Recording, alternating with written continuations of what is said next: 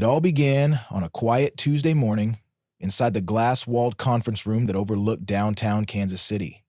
The table gleamed from a recent polish, and across from me sat Brian Ellsworth, vice president of sales, wearing one of his custom navy suits and that corporate smile that rarely touches eyes. Without ceremony, he slid a stack of papers toward me.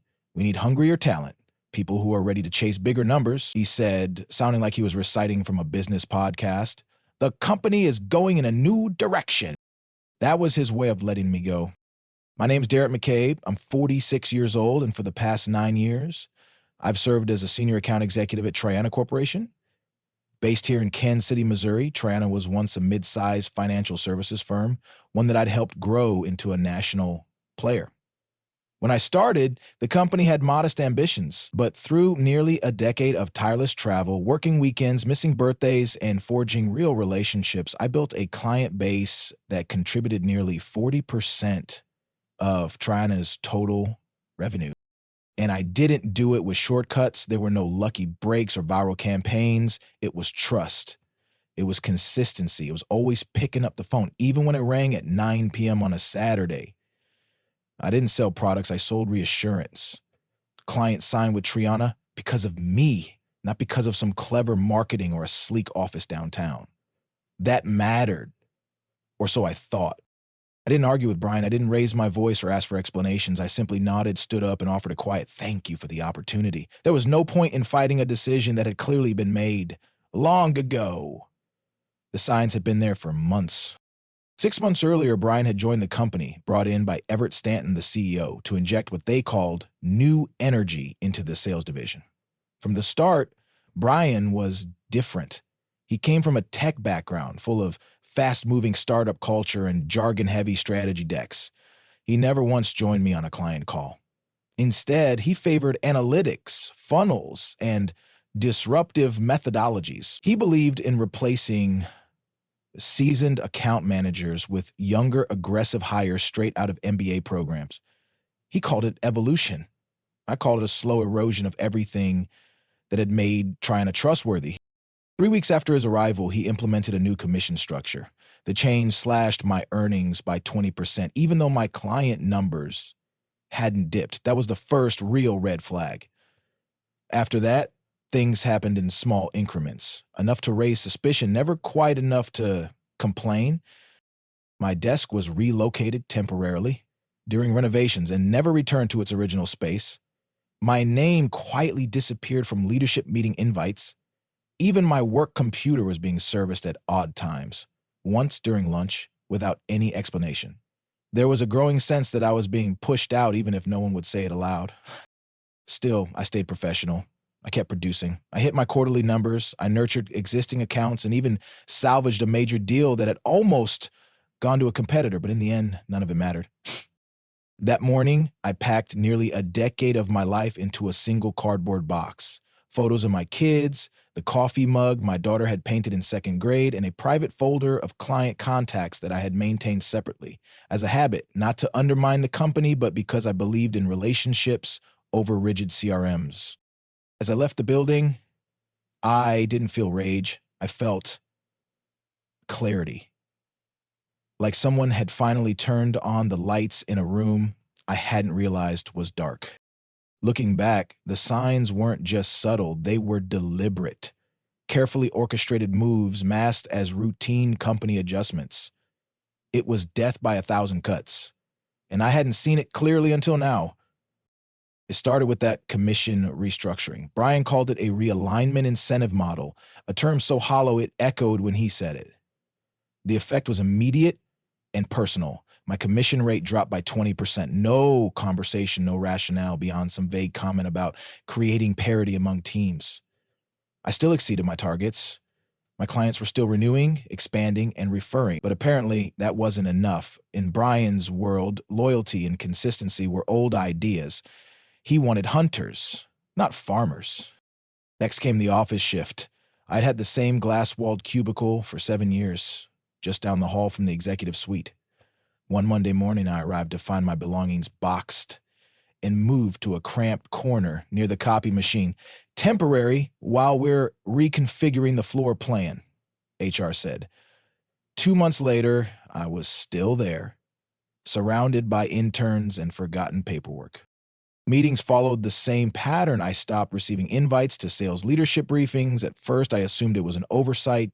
Then it happened again and again. Quarterly strategy sessions passed without a calendar alert in sight. When I followed up with the executive assistant, she apologized and promised to loop me in next time. That never happened. I wasn't just being sidelined, I was being erased. My assistant, Julia, who had supported me through 5 major account expansions, was reassigned without warning. She's needed elsewhere, I was told. No one asked for my input. Julia was moved to support a new hire, someone who had joined just weeks earlier. Then came the approvals. Every travel request, every expense report suddenly required a second signature. Minor things maybe, but they added up. A message was being sent. Brian started bringing in fresh faces, young, eager MBA grads with slick presentations and no real-world experience. He labeled them disruptors. I knew the type. All pitch, no depth. One of them was Alicia Winters, 29, fresh from a tech startup. Brian paired her with me on a client visit as if I were some onboarding trainer. No heads up, no explanation. Alicia was pleasant, sure, but completely out of her element. She smiled through the meeting, took notes, and offered little of substance. It wasn't her fault.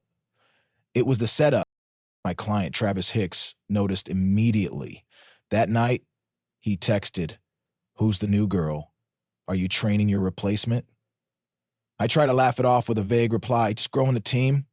But deep down, I felt something shift. A familiar unease curled in my stomach. It was the same feeling I used to get right before losing an account. Not panic, just a steady, quiet knowing. Now, there were other small things too. My nameplate outside the door went missing.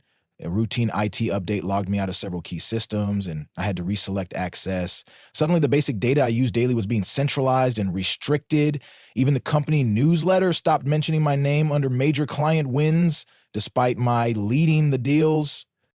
None of these moves was ever overt. No one ever pulled me aside and said, "We're phasing you out." But I could read the room. Years of client negotiations had trained me to detect silence more than speech. Something was being planned, and I wasn't part of it. Still, I kept showing up. I answered every email, I called every client, I traveled, pitched, and closed. Because for me, this wasn't just a job, it was a commitment, a relationship, a reputation I'd spent nearly a decade building from the ground up. I believed if I kept delivering, it would matter. But that's the thing about slow betrayals. They don't happen all at once. They chip away, day by day, until one morning you look around and realize the room you helped build no longer has a seat for you. The termination itself was quiet, almost clinical. I walked into the conference room that morning, having been told there was an alignment check-in scheduled with Brian. I had barely had time to grab coffee before being ushered inside by HR. The room was overly bright, sterile, and tense.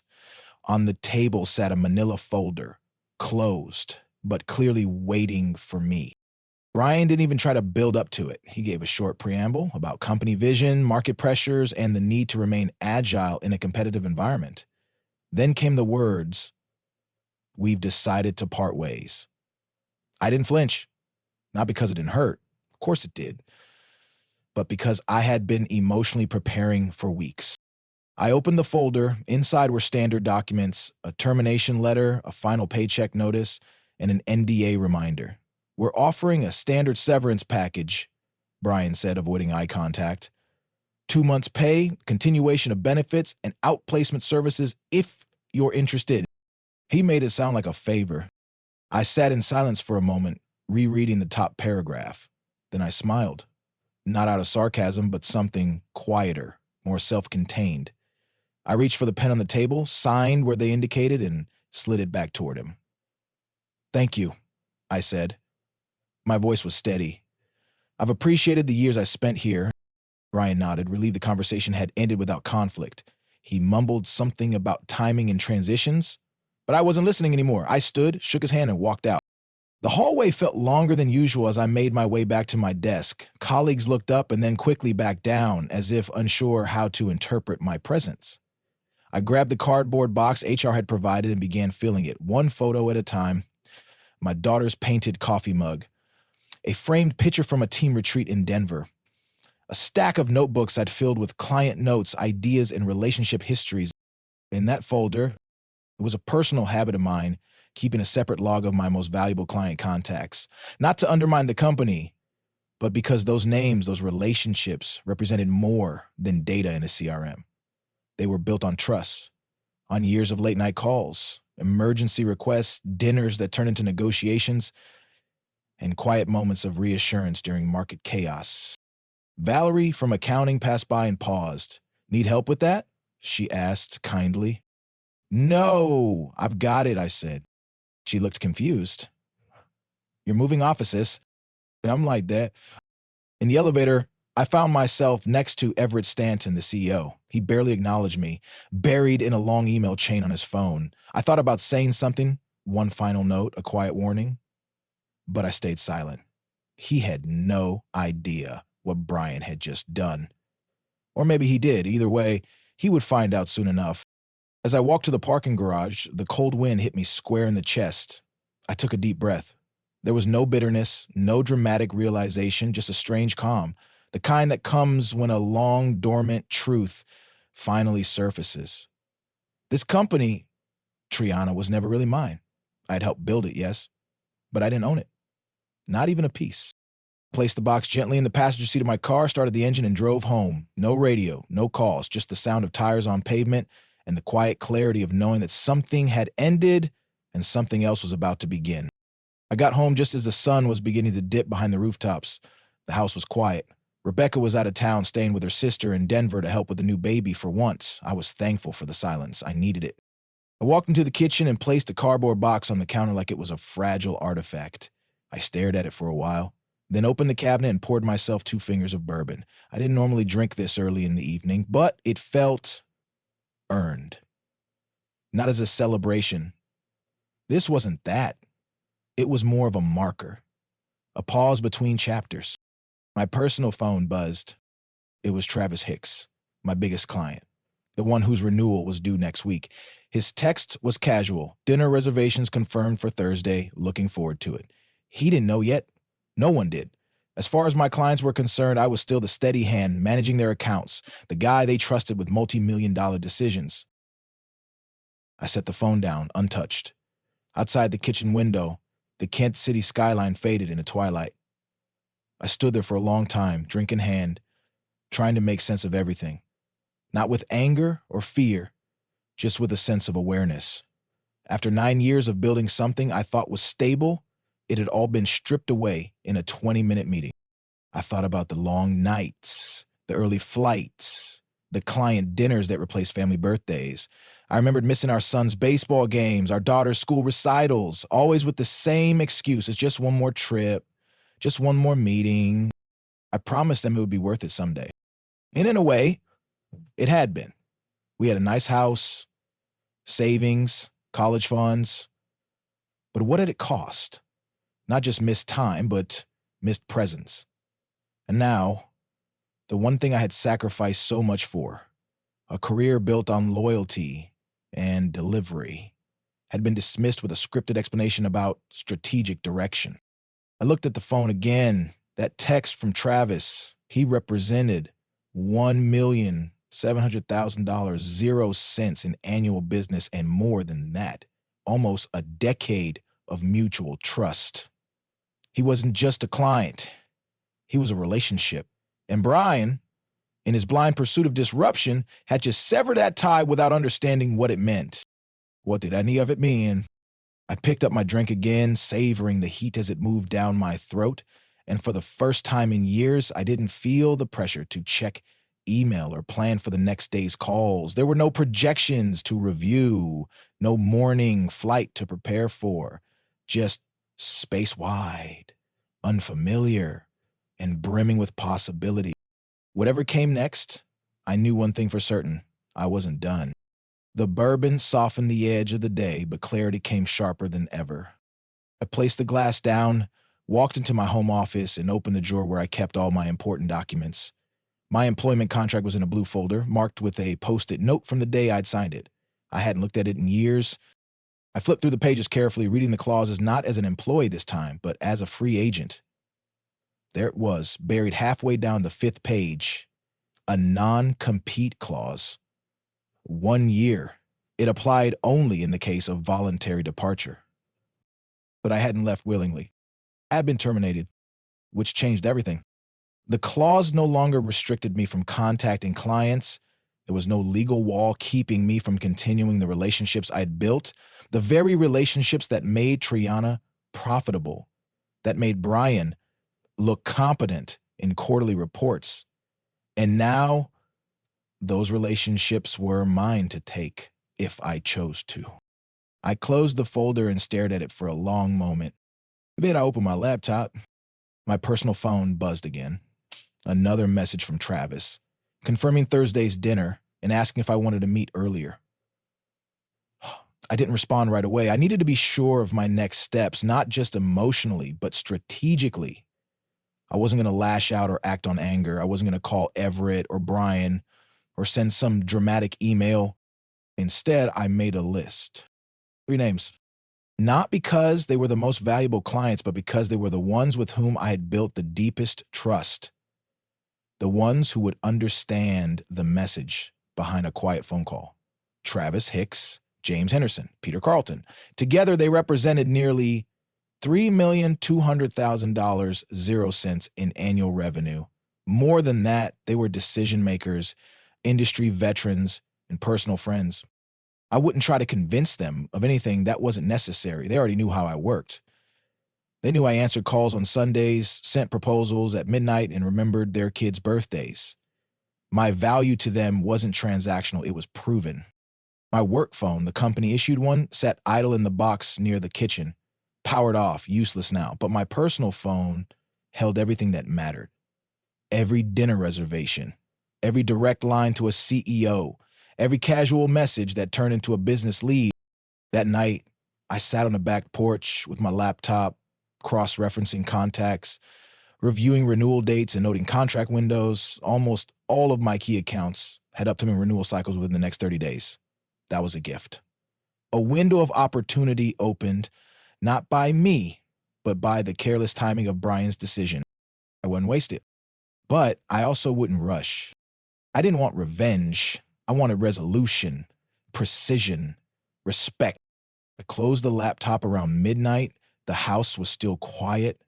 I looked up at the sky, clear, scattered with stars, and felt something I hadn't felt in months. Control. Tomorrow, I will make exactly 3 phone calls.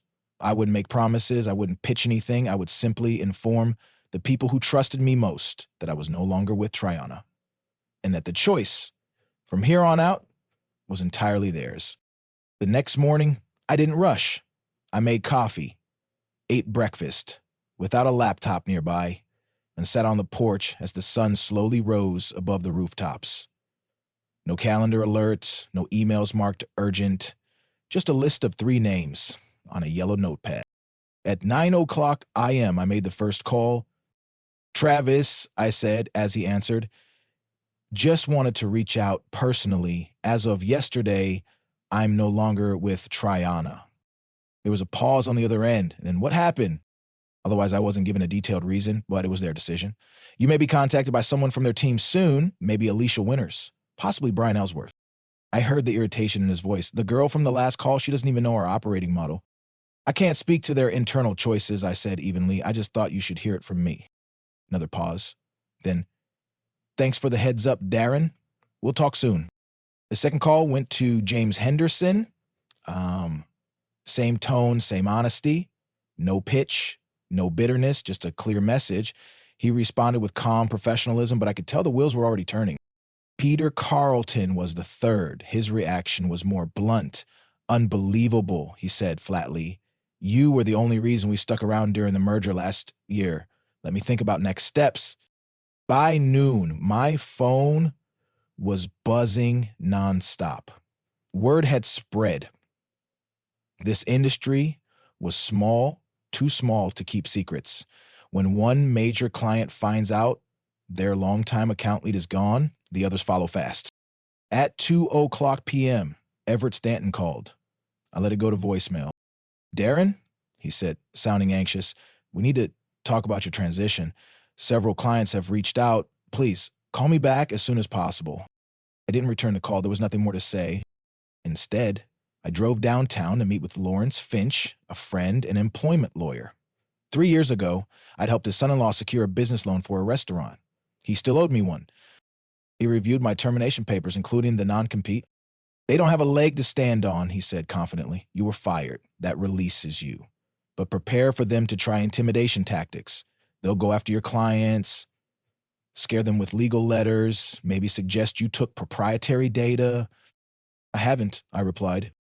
And that's what matters, he said. By 4:00 p.m., just as Lawrence had predicted, I received a formal email from Triana's legal department. Thinly veiled reminders about confidentiality obligations and ongoing non-disclosure responsibilities. I read it carefully, then forwarded it to Lawrence with the subject line, as expected. At 5:00 p.m., Brian himself texted me. Let's discuss your exit package. We may be open to consulting work. Too late. At 5:30 p.m., Travis called. He had just gotten off the phone with Everett and Brian. They offered us a 10% discount to stay. Promised Alicia would handle everything personally. And I asked. I told him I'd think about it. Then I sent over the termination letter. Change in relationship management was the reason I cited. He paused, then added, James and Peter did the same. I didn't respond. I didn't need to. He continued, Darren, where you landing? Because wherever it is, that's where we're going. That night, 3 more companies from my client portfolio sent similar termination notices to Trida. By morning, 8 clients had officially cut ties, collectively representing over $3,200,000, 0 cents in revenue. Julia, my former assistant, texted me from her personal phone.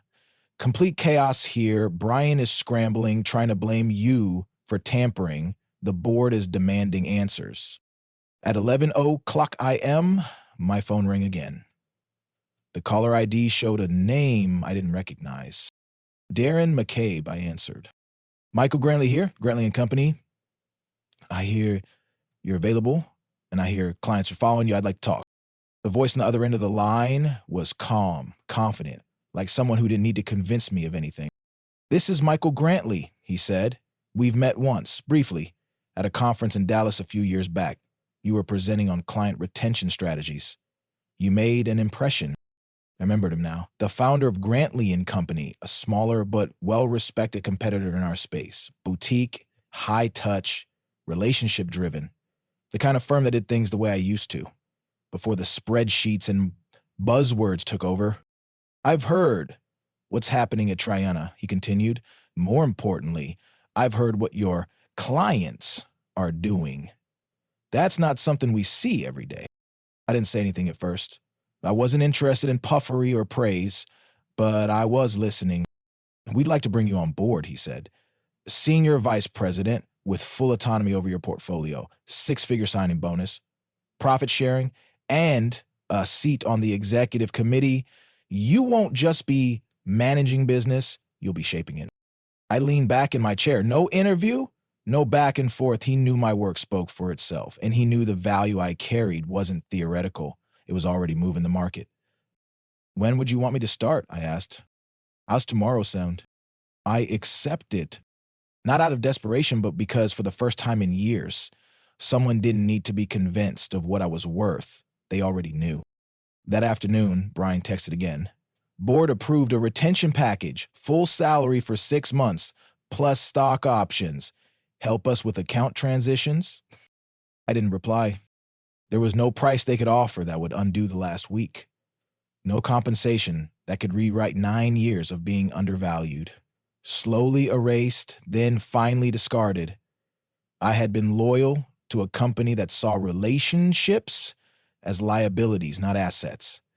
And now they were scrambling to price what they had treated as disposable. At Grantley & Company, my first day wasn't filled with onboarding videos or HR briefings. Instead, I walked into a modest but modern office suite with a glass door that already had my name etched onto it, a gesture that said, "You belong here." The staff was lean, sharp, and curious. Everyone introduced themselves by name. I met with the executive team before lunch. By 2 o'clock p.m., we had already started the onboarding process for 4 of my former clients, now officially transferring their business to Grantley. No one questioned my strategy.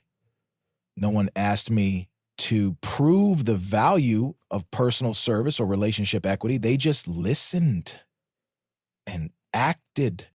Julia called me the next day. She'd left Triana as well, choosing to follow the clients she had helped support for years. "You need to know what really happened," she said. And what she told me reframed everything. "It wasn't just Brian pushing for change," she said. "Triana was preparing for a sale. Veritas Capital made an offer, but they wanted clean ownership of the client base, no reliance on individual executives. Your relationships were too strong. You weren't let go for underperformance. You were removed so the clients could be transferred more easily." I sat in my new office, larger, quieter, mine, and let it all sink in. They hadn't fired me for failing. They had fired me for succeeding too well. After Julia hung up, I sat alone in my office for a long time, staring out over downtown Kansas City. Same skyline, different vantage point. The view from Grantley felt cleaner somehow, sharper, as though I had been looking through a fogged window for years and didn't realize it until someone wiped it clear. And words echoed. They were planning to sell the company. Veritas Capital, a well-known private equity firm, had made an offer 2 months ago, but they had one condition. Key client relationships had to be consolidated, reassigned, and tied directly to the company, not to any single individual. That meant me, my history, my clients. I wasn't just inconvenient, I was a liability to their deal. I had always believed performance was the measure that mattered most. I showed up, I delivered, I exceeded. But what I failed to understand was that in the world of mergers and acquisitions, value isn't always what you build. Sometimes it's what can be removed. I had become too influential, too central, and for what Veritas wanted, that made me expendable. It explained everything. The commission changes, the office relocations, the missing invites, the slow removal of my tools and resources. They weren't signs of neglect. They were steps in a carefully managed off-ramp. A transition designed not to let me go, but to neutralize me. Julia told me the final straw was when Travis, Henderson, and Carlton all walked in the same 48-hour period. Veritas pulled their offer the next day. "They needed your clients to feel like company assets," she said, "but your clients didn't see it that way. They followed the person they trusted. By trying to make the business easier to sell, they broke what made it valuable." Later that evening, I checked my email and saw new messages from 2 more former clients. They had heard the news, they wanted to talk. I didn't have to chase them, they found me. That was the power of trust, of history, of showing up for nearly a decade and being the constant face through every change. Javon had misunderstood something fundamental about client relationships.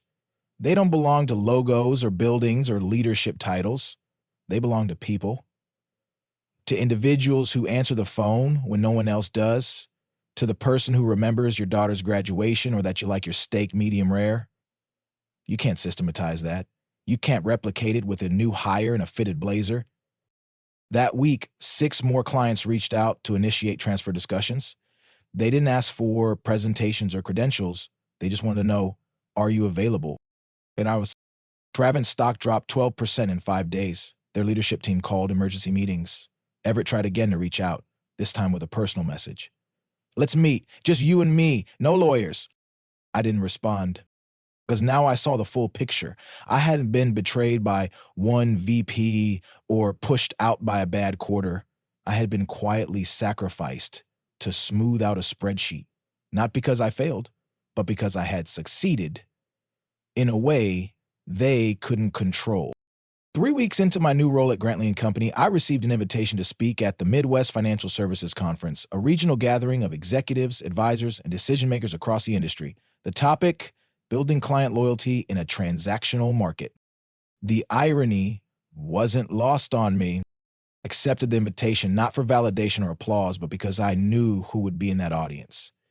People I'd worked with for years. People who had seen my name in industry reports, LinkedIn announcements, and now in the news alerts about Triana's recent client exodus.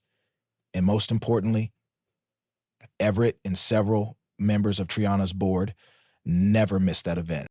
Grantley gave me full support. 2 analysts, a marketing strategist, and access to their client performance dashboards. Over the next 4 weeks, I didn't rehearse a flashy speech. I worked. Late nights, long meetings, compiling numbers that told a story better than any anecdote could. When the day arrived, I stood at the back of the hotel ballroom, reviewing my notes one last time.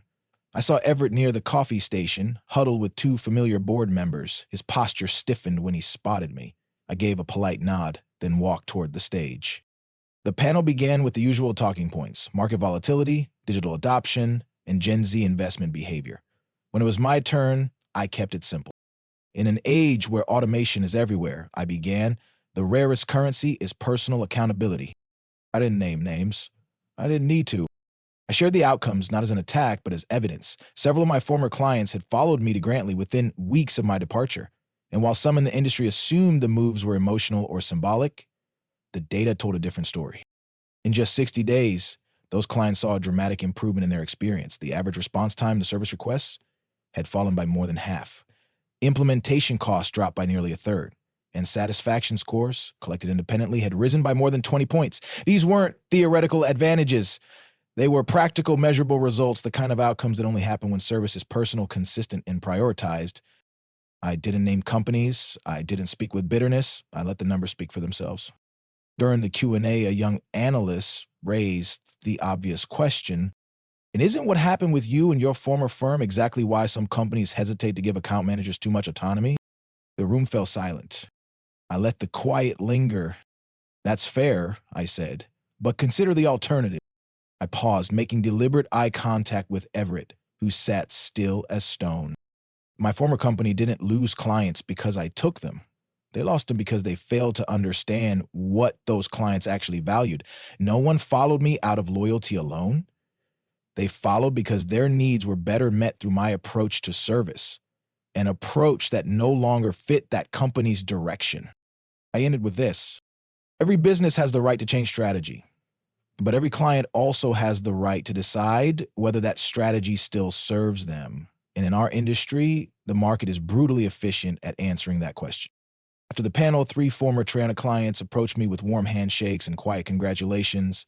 By the end of the day, Grantley had 5 new letters of intent, representing another $2,700,000, 0 cents in annual revenue. I didn't gloat. I didn't smile. I simply felt what I had been seeking since that morning in the conference room: clarity and closure. In 6 months after my termination, I stood at the front of Grantley & Company's largest conference room, presenting our quarterly results to the firm's leadership. Behind me, on a single screen, was the only slide that mattered: $8,400,000, 0 cents in new business. 70% of it from former Triana clients. Michael Grantley raised his glass and smiled. "The best acquisition we've ever made," he said, "and we didn't even have to buy a company to get it." The room chuckled politely. I smiled too, but for me, this wasn't about celebration. It was about validation. Quiet, internal, undeniable. Later that day, as I returned to my office, my assistant handed me an envelope that had been couriered over. Inside was a handwritten note from Everett Stanton. "You were right. I put transaction above relationship. Cost the company everything. If you're ever willing to have coffee, I'd appreciate the chance to apologize in person." I folded the note and placed it in my jacket pocket. Maybe someday, I thought. Not yet. That same afternoon, I received an email from Alicia Winters, the young woman Brian had positioned as my replacement. Her message was short and sincere. "I've been let go, along with most of the sales team. Any chance Grantley is hiring?" I forwarded the message to HR with a note: "Worth interviewing. What happened wasn't her fault." As I left the office that evening, I passed the window and glanced out at the Kansas City skyline. The buildings hadn't changed, the traffic moved the same way, but everything inside me had shifted. On the drive home, I passed Treyana's old office building. The sign was being removed. The local business journal had reported they were downsizing, moving to a smaller space in the suburbs. I didn't slow down, didn't take a photo, just kept driving forward towards something of my own. Exactly 1 year to the day after Brian slid that termination letter across the table, I signed the final documents making me a full partner at Grantley. Since my arrival, the firm had grown by 34%. My personal portfolio now represents close to $20 million, 0 cents in annual revenue.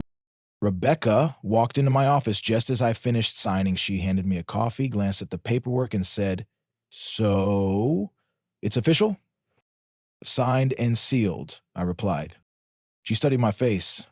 "You don't look as happy as I expected." "I am," I said, "but I'm thinking about what I'm building now and how I want to do it differently this time." That morning, I had approved the hiring of 3 new account managers. Each of them would receive a profit-sharing structure like the one I had negotiated for myself. No one on my team would spend years building something only to have it taken away. That was my first act as a partner. My phone buzzed with a message from Travis. "Heard about the partnership. Congratulations. We just followed the value." I picked up the small picture frame on my desk, the one Rebecca had given me last Christmas. Inside was a simple quote printed on parchment paper. "The best revenge is massive success." I smiled, then turned the frame face down. That chapter was closed. Later that evening, I opened my calendar and scheduled a lunch with Everett Stanton. Not to rehash the past, not to gloat, but to finally release whatever weight still remained. Some endings deserve a quiet peace. Some betrayals a firm boundary. And some stories, if you're lucky, lead you to build something far better than what you lost.